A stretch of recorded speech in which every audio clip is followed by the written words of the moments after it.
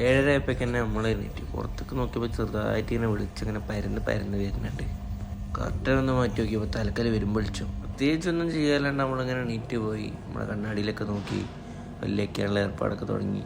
Just വെള്ളമൊക്കെ എടുത്ത് പല്ലൊക്കെ തേച്ച് ഒരു ഉടക്കച്ചടപാട്ട് മാറില്ല. പിന്നെ തിരിച്ച് സീറ്റിക്ക് വന്നൊരു ചായയൊക്കെ വാങ്ങി നമ്മുടെ കേക്കും ബിസ്ക്കറ്റൊക്കെ എടുത്ത് അടിക്കാൻ തുടങ്ങിയപ്പോൾ ഒന്ന് ക്ലിയറായി. പിന്നെ അങ്ങോട്ട് പ്രത്യേകിച്ച് വലിയ പണിയൊന്നുമില്ല. അങ്ങോട്ടും വെക്കുക, പുറത്ത് പോയി വെക്കുക, കണ്ണാടി നോക്കുക, കുറച്ച് വീഡിയോ എടുത്ത് വെക്കുക, അങ്ങനെ സക്സസ്ഫുള്ളി നമ്മൾ നൈറ്റ് നമ്മൾ ട്രെയിനിൽ സ്പെൻഡ് ചെയ്തിട്ടുണ്ട്. ഇഷ്ടപ്പെട്ടോ നിർത്തിയപ്പോൾ നമ്മൾ പോയ ലേസ് അത് നിന്ന് കഴിഞ്ഞ് പിന്നെയും വേണി വൈക്കൽ നിന്ന് കാറ്റുള്ളായിരുന്നു. അതിനൊരു രസമുണ്ട്.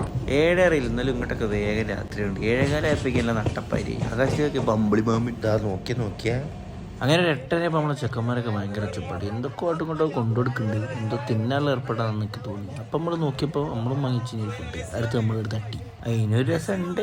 ഏതോ നല്ല പരുത്ത് മക്കളാണ്. 10:45 അപ്പോൾ എല്ലാവരും കിടന്ന കൂട്ടത്തിൽ നമ്മളും കിടന്നത്. ബാക്കി നാളെ കാണാം. Good night ഗോയ്സ്.